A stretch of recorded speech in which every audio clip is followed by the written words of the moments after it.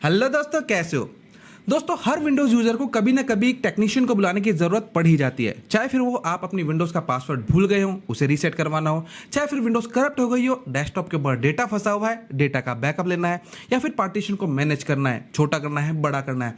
बहुत सारे काम हो सकते हैं जिसके लिए टेक्नीशियन की ज़रूरत पड़ जाती है।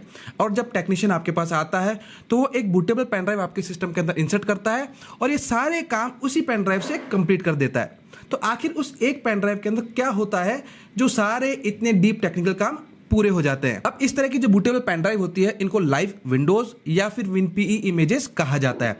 इसके अंदर ऐसे टूल्स अवेलेबल होते हैं जो कि टेक्नीशियन के लेवल के काम करने के लिए अवेलेबल होते हैं। तो वैसे तो रेडीमेड WinPE इमेजेस आपको इंटरनेट के ऊपर मिल जाएगी। कई लोग सरगई WinPE का इस्तेमाल करते हैं, कई लोग हिरेन बूट CD का इस्तेमाल करते हैं, और भी बहुत सारी WinPE इमेजेस इंटरनेट के ऊपर अवेलेबल है। लेकिन मैंने बनाई है अपनी खुद की कस्टमाइज्ड WinPE इमेज। इस इमेज के अंदर मैंने सिर्फ उन्हीं टूल का इस्तेमाल किया है जो मेरे लिए यूजफुल हैं, और साथ में इसके अंदर मेरा खुद का कस्टमाइज्ड वॉलपेपर है। जब मैं कस्टमर के सामने, क्लाइंट के सामने इस WinPE इमेज का इस्तेमाल करता हूं तो मेरी खुद की ब्रांड इमेज एक बनती है। इमरजेंसी के अंदर अगर मुझे कभी लाइव विंडोज के जरिए इंटरनेट का यूज करना पड़े, इसके लिए मैंने इसमें ईथरनेट के ड्राइवर्स इंक्लूड किए हैं। 6 जनरेशन से लेकर के 14 जनरेशन तक के वाईफाई के ड्राइवर्स इंक्लूड किए हैं, और साथ में मोबाइल की USB तैथरिंग के जरिए भी मैं नेट चला सकूं, इसके लिए भी मैंने इसके अंदर RDIS के ड्राइवर्स इंक्लूड किए हैं। तो चलिए देखते हैं मैंने ये बूटेबल पेन ड्राइव कैसे बनाई है। अपनी ओन कस्टमाइज WinPE ISO बनाने के लिए आपको एक टूल की जरूरत है। इसके लिए हमें आना है गूगल के ऊपर एंड सर्च करना है आपको ये टूल। गिटहब की पहली वेबसाइट आपके सामने आ जाएगी, इस पर आपको क्लिक करना है एंड यहाँ से इसके बारे में आप पूरी जानकारी ले सकते हैं।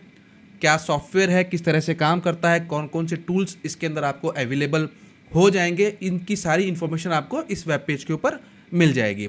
इसका लेटेस्ट रिलीज डाउनलोड करने के लिए आपको आना है यहाँ पर राइट हैंड साइड के ऊपर लेटेस्ट, ये वाला आपको क्लिक करना है। देन इसके बाद वापस से स्क्रॉल डाउन करके नीचे आना है एंड जो भी इसका लेटेस्ट रिलीज होगा, ये अभी है फिलहाल 238 MB का, 17 अप्रैल, ये वाला आपको लिंक डाउनलोड कर लेना होगा। मैंने ऑलरेडी डाउनलोड कर रखा है। डाउनलोड होने के बाद हमको करना है इसको एक्सट्रैक्ट, तो मैं यहाँ पर 7Z यूटिलिटी का यूज करके इसे एक्सट्रैक्ट कर लेता हूँ। इसके बाद एक्सट्रैक्ट हुए फोल्डर को हमें करना है कॉपी एंड जो C ड्राइव है इसी के रूट के ऊपर ही हमें इसे कर देते हैं पेस्ट। इसके बाद हमें इसे ओपन करना है एंड PE बेकरी लॉन्चर के ऊपर राइट क्लिक करके मैंने इसे रन एज एडमिनिस्ट्रेटर पे क्लिक कर दिया। कुछ इस तरह का ग्राफिकल यूजर इंटरफेस मेरे सामने आ गया है। अब देखिए, सबसे पहले यहाँ पर इसका प्रोजेक्ट नेम, तो मैं यहाँ पर राइट क्लिक करके इसका प्रोजेक्ट नेम चेंज कर देता हूँ, एडिट स्क्रिप्ट प्रॉपर्टीज। चेंजेस करने के बाद इसे सेव करवा दिया मैंने एंड क्लोज पे क्लिक कर दिया। इसके बाद सोर्स कॉन्फ़िगरेशन के ऊपर हमको आना है। अब आप यहाँ पे देख सकते हैं, यहाँ पर सोर्स फाइल के अंदर मेंशन है it is strongly recommended to use Windows 10 2004 या फिर विंडोज 11 22H2 या फिर विंडोज 11 23H2 वर्जन 1। अब ये पूरी तरह से आप पे डिपेंड करता है कि आप कौन सी ISO इसके अंदर यूज करना चाहते हैं।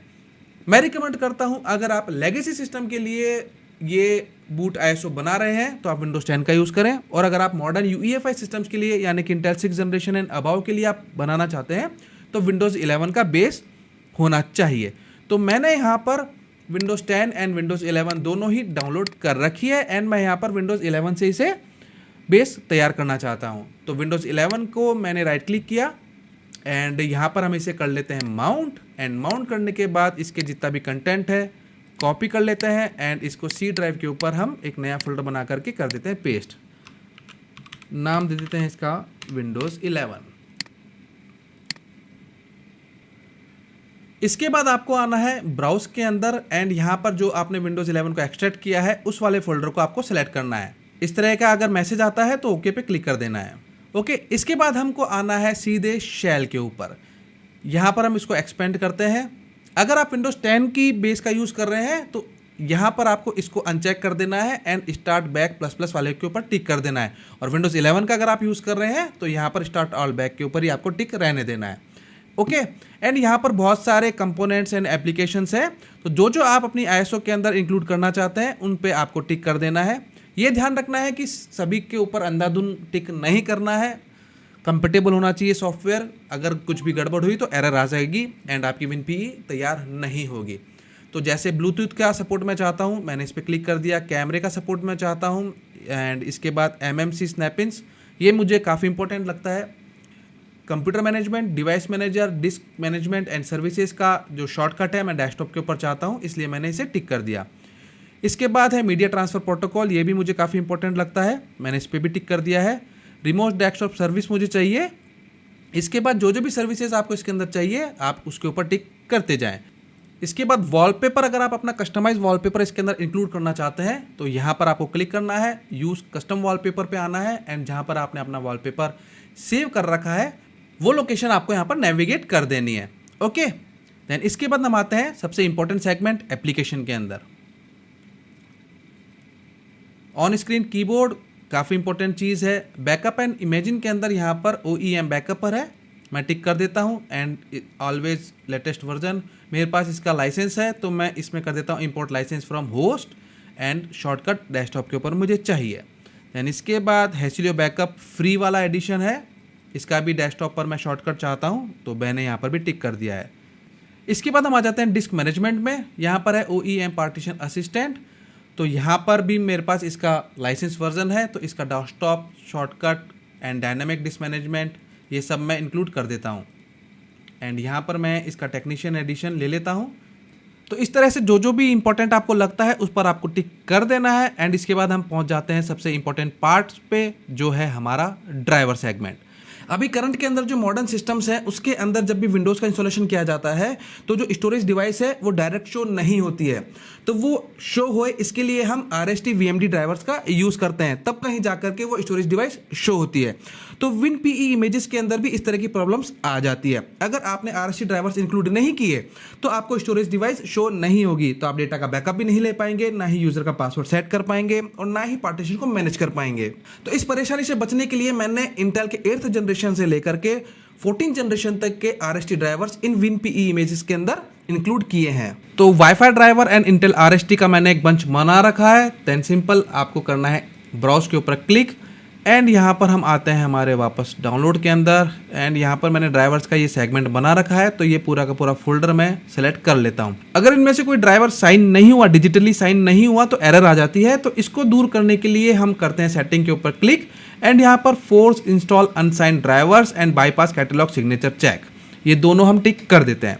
ओके, एंड ईथरनेट के ड्राइवर इंक्लूड करने के लिए हम यहाँ पर इंक्लूड कर लेते हैं network drivers. Okay, then simple सारी चीज़ें हमारी यहाँ पर कंप्लीट हो गई है। देन इसके बाद हमें करना है ऊपर वाले बिल्ड बटन के ऊपर क्लिक।